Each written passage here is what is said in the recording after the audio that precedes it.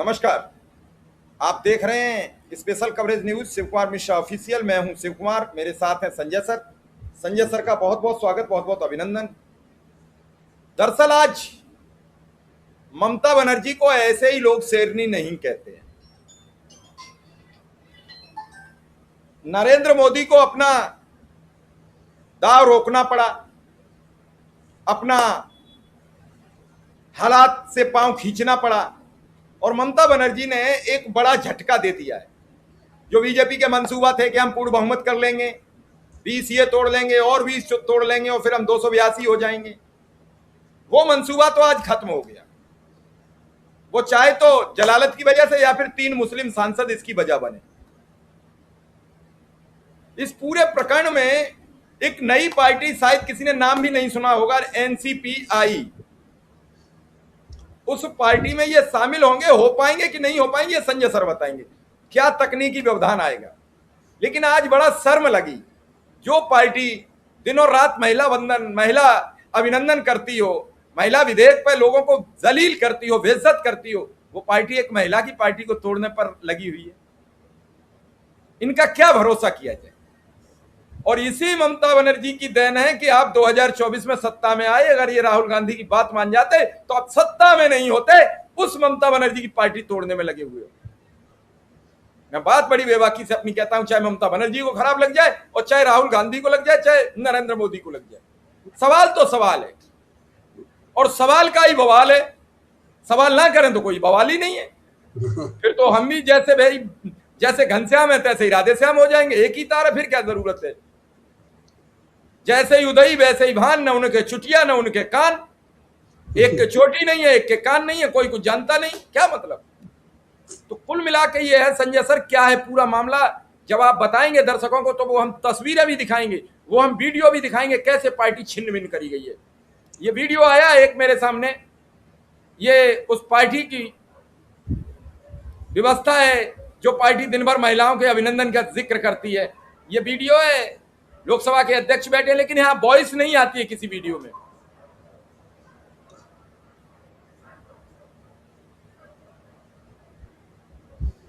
Sanjay sir, क्या है पूरा मामला। पूरा मामला मोटे तौर पे यही है कि बीजेपी चाहती है कि उसका बहुमत हो जाए और किसी तरह वो परिसीमन पास करा ले। परिसीमन और नारी शक्ति विधेयक भी, नारी शक्ति विधेयक से ये फायदा होगा उसको, माने जो कर रहे हैं वो तो अपनी जगह है ही है, वो तो सब दिख ही रहा है, लेकिन नारी शक्ति विधेयक से उसको फायदा होगा कि वो और रबर स्टैंप को जिता के ला पाएगी। माने अभी ही उसके पास रबर स्टैंप की कमी नहीं है और 20 और नए जा रहे हैं। तो महिला के नाम पर अगर सीट आरक्षित हो जाएगा महिला के लिए, तो वहां से किसी महिला को भी उम्मीदवार बनाना पड़ेगा। तो जिसको भी बनाएगा, जो जीत के आएगी, वो किसी की पत्नी होगी, किसी की माँ होगी, किसी की बहन होगी। तो वो चूंकि इसलिए जीतेंगे कि सीट आरक्षित है महिला के लिए, तो जिसको वहां से लड़ना था वो किसी और को लड़ाएगा, अपनी माँ को, बहन को, बेटी को, बहू को, जिसको भी लड़ाए। तो बीजेपी उनको ठीक से इस्तेमाल कर पाएगी, या वो अपनी बात तो कह ही नहीं पाएंगी। जाहिर है सांसद वो होंगी तो बात तो उन्हीं से की जाएगी। और ठीक है कि वो जीतेंगी इसलिए कि वो किसी की माँ होंगी, किसी की पत्नी होंगी या किसी की बेटी होंगी। तो मुझे लगता है कि महिला आरक्षण के लिए बीजेपी को जल्दबाजी ये है कि तब किसी भी तरह किसी को जिता दिया जाए। और जाहिर है कि अगर किसी महिला को टिकट दिया जाएगा और वहां उसके पति की या बेटे की चलती है या वो उसके जीतने की स्थिति है, तो महिला के नाम पे महिलाओं का भी वोट मिल जाएगा, तो उसके जीतने की संभावना बढ़ जाएगी। और चूंकि ये सब बीजेपी कर रही है तो बीजेपी को इसका फायदा मिलेगा। तो एक मोटा मोटी ये है, बीजेपी को अब समझ में आ गया है कि हिंदू मुसलमान से बात नहीं बनेगी। काम उसने जो किया वो सबके सामने है, तो अब उसको किसी तरह बांट के या लड़कर या लड़ाकर किसी तरह जीतना है। तो उस जीतने और 2029 जीतना उसको मोदी जी को जरूरी है, क्योंकि सबको पता है कि मोदी जी अगर जीतेंगे नहीं तो फिर उनके खिलाफ कार्रवाई होगी या बीजेपी के जो कारनामे हैं उनका खुलासा तो होता ही जाएगा। हालांकि कारनामों का खुलासा तो रोज ही हो रहा है, होता ही जा रहा है, और अब ज्यादा बढ़िया से हो रहा है। उसमें सुप्रीम कोर्ट का बैडमिंटन खेलने का क्या बोलते हैं अपना मीनाक्षी नटराजन के मामले में जो हुआ, तो सब रोज, उससे पहले अरविंद केजरीवाल ने न्यायमूर्ति स्वर्णकांता मिश्रा का जो किया, सीबीआई का जो हुआ, सोलिसिटर जनरल का जो हुआ, तो वो सब तो खुलासा हो ही रहा है। लेकिन अभी जो बीजेपी की योजना है वो ये है कि किसी तरह उसके पास इतना बहुमत हो जाए कि वो अपने विधेयक, कुछ सांसदों को निलंबित करके, कुछ और को तोड़ फोड़ करके, कुछ को पैसे दे करके, जो सब वो करती रही है वो सब करके अपना ये इरादा जो उसका है परिसीमन का और महिला आरक्षण का, दोनों से उसको उम्मीद है कि दोनों से उसको 2029 के चुनाव में फायदा होगा। और ये काम वो जल्दी से जल्दी कर लेना चाहती है कि अगर ये सुनिश्चित हो जाएगा कि 2029 बीजेपी जीत रही है तो जो विरोध कर सकते हैं उन लोगों को डर होगा, या जैसे इन लोगों को तोड़ा जा सका कि नहीं अभी बीजेपी तो नहीं हार रही है तो ये 20 लोग इधर आ गए। अगर इन लोगों को लग रहा होता कि बीजेपी तो हार जाएगी या बीजेपी जैसा राहुल गांधी ने कहा है कि 1 साल नहीं रहेगी, अगर इनको ये यकीन होता तो ये लोग इधर नहीं आते और अपने टीएमसी में ही रहते, या जो जब ये शर्त लगा दी गई पूरी पार्टी का विलय होना है तो उस पर नहीं कम से कम करते। लेकिन सबके बावजूद ये लोग 20 लोग जा रहे हैं उधर। इसका मतलब ही है कि इनको या तो जरूरत से ज्यादा डर है या ये समझ रहे हैं कि अभी मोदी जी रहेंगे, और मोदी जी रहेंगे तो मतलब 29 जीतने का वो इंतजाम कर रहे हैं। तो यही सब मुझे होता दिख रहा है कि मोदी जी 29 जीतने का इंतजाम कर रहे हैं, इनको सीबीआई ईडी का डर है, तो सीबीआई ईडी के डर से ये इधर जाने को मजबूर है। और बाकी जो तृणमूल के सांसदों के साथ किया जा रहा है वो अपनी जगह है। जैसे माने रात में 3 बजे पुलिस पहुंचती है अभिषेक बनर्जी के घर और दरवाजा नहीं खुलता है तो 2 घंटे इंतजार करके या 4 घंटे इंतजार करके दरवाजा तोड़ करके घर में घुस जाती है।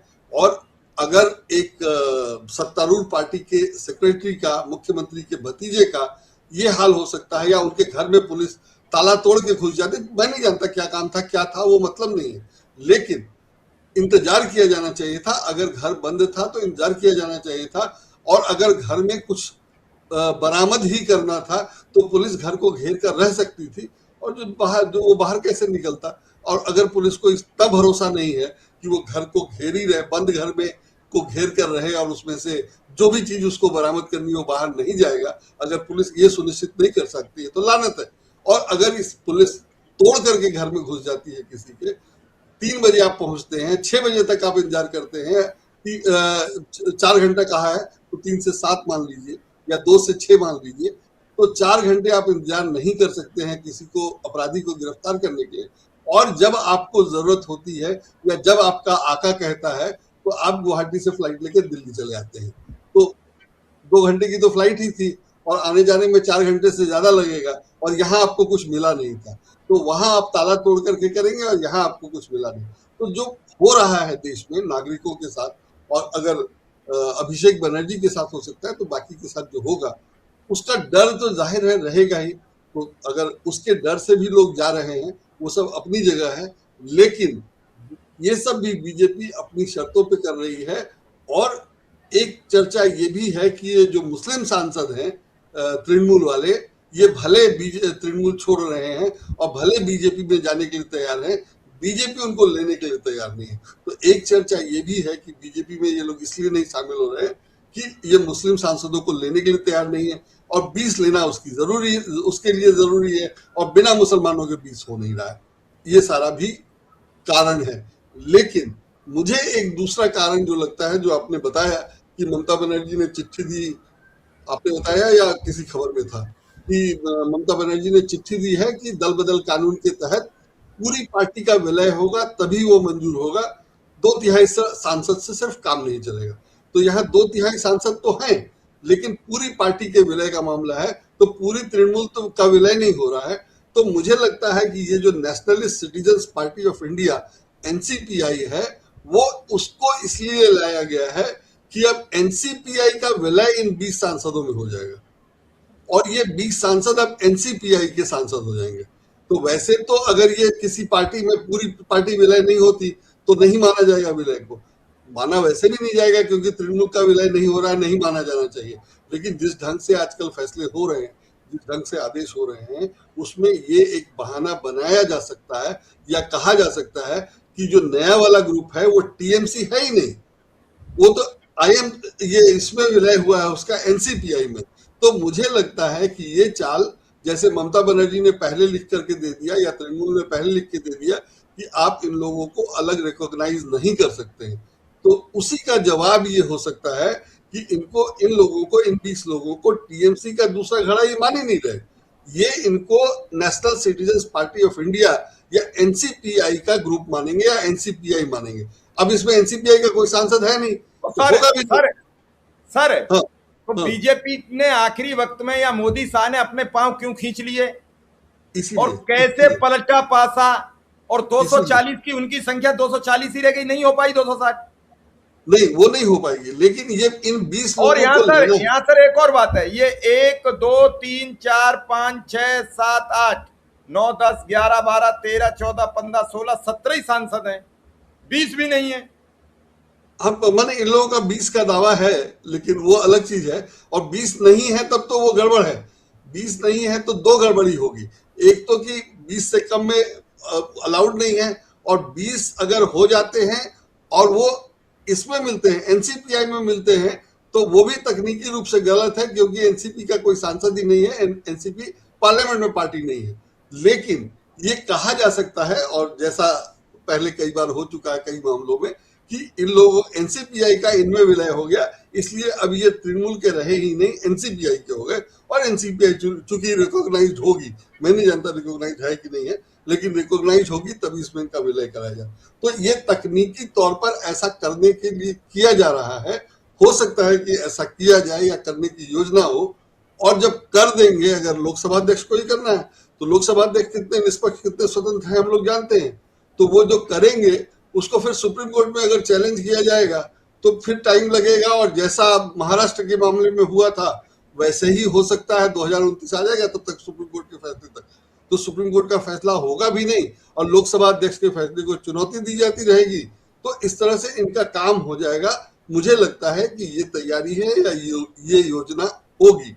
लेकिन बीजेपी मुस्लिम सांसदों को अगर अपने साथ नहीं मिला रही है तो उनका समर्थन क्यों लेगी, और समर्थन नहीं ले रही तो ये देने क्यों जा रहे हैं। और सब के बावजूद बीजेपी जैसे देश चला रही है या जो सब कर रही है, उसमें टीएमसी के ये सांसद जो पढ़े लिखे, समझदार, जागरूक सब होते हैं। और कहा जाता है कि बीजेपी चूंकि एक अनपढ़ या कम पढ़े लिखे या जिनकी डिग्री संदिग्ध है, उनके नेतृत्व में ठीक सरकार नहीं चला रही है, तो उनके इसमें शरण में या उनके नेतृत्व में ये लोग क्या करने जा रहे हैं, वो सवाल हमेशा रहेगा। लेकिन पैसा पैसा है, नौकरी नौकरी है, सांसदी सांसदी है, तो उसको बचाने के लिए ये लोग लगे हुए हैं। और उसमें देश, जनता, पार्टी, किसी की चिंता नहीं है, ये दिखाई दे रहा है। और स्वार्थ सबसे बड़ा है, वो भी दिखाई दे रहा है।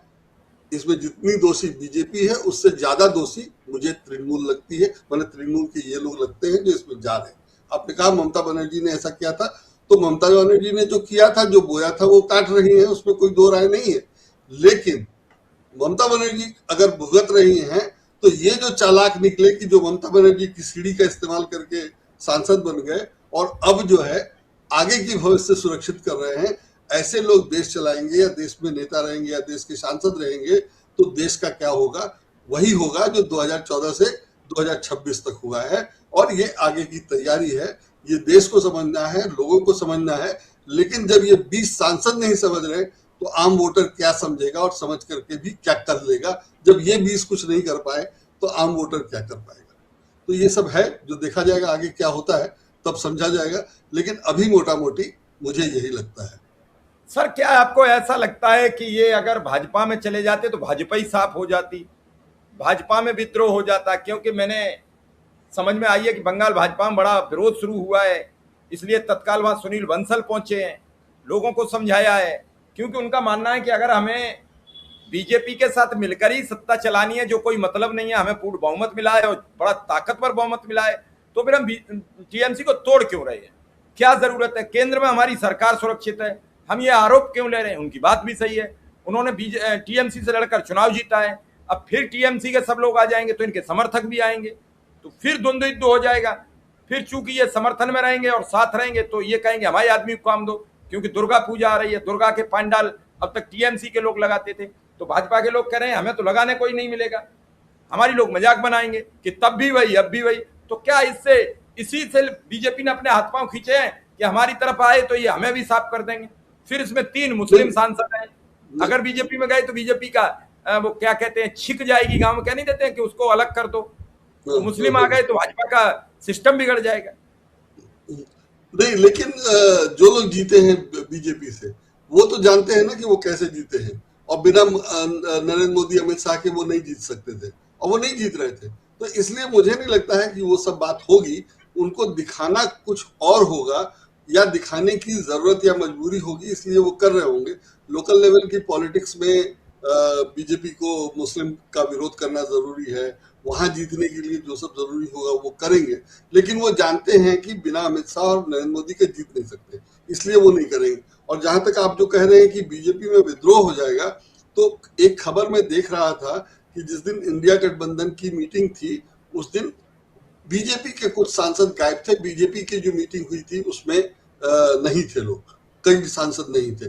तो हो सकता है कि बीजेपी में कुछ लोग छोड़ने की सोच रहे हो, या बीजेपी को गच्चा देने की तैयारी कर रहे हो, वगैरह वगैरह, उसकी संभावना है। लेकिन वो तभी कर पाएंगे जब वो ये आश्वस्त होंगे कि मोदी जी की सरकार जा रही है।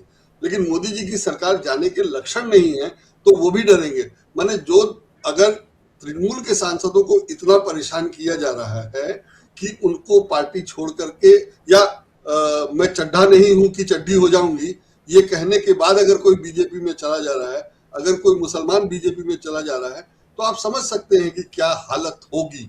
उस हालत में कोई बीजेपी का आदमी छोड़कर जाएगा, मुझे उम्मीद नहीं है, क्योंकि बीजेपी वाले को तो ये पार्टी से निकाल देंगे तो उसकी सदस्यता चली जाएगी, और टीएमसी वालों की सदस्यता बचाने की कोशिश कर रहे हैं। सारा नाटक इसलिए है कि टीएमसी वालों की सदस्यता बची रहे, कि अगर उनको फिर चुनाव में जाना पड़ेगा तो चुनाव वो जीतेंगे कि नहीं जीतेंगे वो पक्का नहीं है। तो टीएमसी वालों की ये सदस्यता जब बचा रहे हैं, तो अपने लोगों की, मतलब बीजेपी के लोगों की हिम्मत नहीं होगी कि वो छोड़े।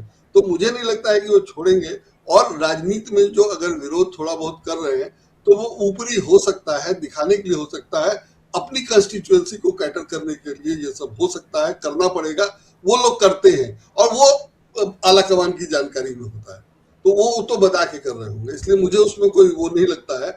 और जिस ढंग से ममता बनर्जी अभी तक इधर उधर करती रही है, जिस ढंग से शुभेंदु मुख्यमंत्री हो गए हैं, उसमें अगर बड़े पैमाने पर मिलीभगत हो, तो मुझे उसमें भी शक नहीं है कि ममता बनर्जी अभी क्या कर रही हैं, वो अपने ही लिए कर रही है कि देश के लिए कर रही है। उनको लोग छोड़ दिया है कि ये अपने लोगों को वहां भेज रही है। कोई कुछ भी हो सकता है राजनीति में, और जिस ढंग से राजनीति चलती रही है, उसमें अगर ममता बनर्जी अपने लोगों को कुछ को भेज दे बीजेपी में, आगे के फायदे के लिए या अभी तुरंत कुछ नुकसान करने के लिए, दोनों हो सकता है। मेरे पास कोई सूचना नहीं है, मैं सिर्फ अंदाज और अटकल से लगा रहा हूं कि अगर ममता बनर्जी कांग्रेस छोड़ करके तृणमूल पार्टी बना सकती है, तृणमूल पार्टी का बीजेपी को सपोर्ट कर सकती है, वो वाजपेयी जी के साथ मंत्री रह चुकी है, जैसी अब चर्चा है कि वो इंडिया गठबंधन में नहीं गई, आपने भी अभी कहा कि नहीं तो मोदी नहीं जीतते, तो सब जब वो कर चुकी हैं, तो अभी जो वो कर रही हैं, वो माने या उनकी पार्टी कर रही है, या उनके बावजूद हो रहा है, जैसे भी कहिए, जो वो उनकी इच्छा से नहीं है, ये दिखाई दे रहा है। लेकिन वाकई है कि नहीं, ये कैसे कहा जा सकता है। तो मुझे लगता है कि वो भी हो सकता है कि किया जा रहा हो, प्लान्ड हो, और उनके सब लोग, अगर सयोनी घोष, मुझे बहुत अटपटा लग रहा है कि उन्होंने इतने बढ़िया से इस उम्र में कहा था, और मुझे नहीं लगता कि उनके खिलाफ केस वेस भी होगा कि उनको डरने की जरूरत है, और इस उम्र में कोई केस है सयोनी पे नहीं है, उन पे है जो उनकी लीडर है। सयोनी पे नहीं है, जो इन लोगों की, जो बागियों की जो लीडर है, उनका कुछ और नाम है, उन पर केस है, काकोली घोष, उन पे है, तो सयोनी पे नहीं है। और सयोनी ने बहुत बढ़ चढ़ कर कहा था कि मैं चड्ढा नहीं हूं कि चड्ढी हो जाऊंगी, तो इसलिए मुझे सयोनी के जाने पे शक लग रहा है। मैंने देखा कि मीडिया ने जब उनसे सवाल पूछा, तो उन्होंने कहा कि मैं मीडिया को जवाब नहीं दूंगी, अपने वोटर को दूंगी। तो इसका मतलब ये है कि उनके पास अपने वोटर को देने के लिए जवाब शायद है।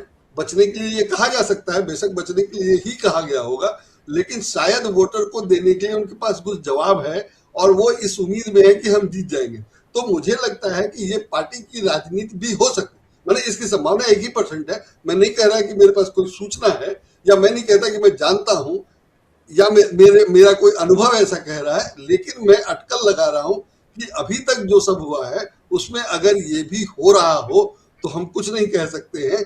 और जो स्थितियां हैं, अगर बीजेपी से ये आश्वासन हो कि ममता बनर्जी को प्राइम मिनिस्टर बना दिया जाएगा तो ममता बनर्जी जाएंगी कि नहीं जाएंगी और क्यों नहीं जाएंगी, या ये सब करेंगी कि नहीं करेंगी, क्यों नहीं करेंगी। तो बहुत बुरा हाल है। और नैतिकता आदमी के किसी का भरोसा नहीं है कि सब लोग, मैंने ज्यादातर लोग, मैं किसी के बारे में नहीं कह सकता, और ममता बनर्जी पे तो कोई भरोसा करने का कोई कारण नहीं है। किसी और पे किया जाए, किसी और के बारे में बात होगी तो मैं अलग से सोचूंगा, लेकिन ममता बनर्जी ये सब नहीं करेंगी इसका मुझे कोई कारण नहीं नजर आ रहा है। हाँ, अगर सयोनी नहीं करती तो मुझे लगता है कि हाँ वो अपना फ्यूचर देख रही है, एक ईमानदार नैतिक राजनेता के रूप में भविष्य बना रही। लेकिन जब वो भी चली गई तो मुझे कोई भरोसा नहीं लग रहा है कि राजनीति में कौन क्या किसके लिए क्या कर रहा है, कौन किसके लिए बैटिंग कर रहा है।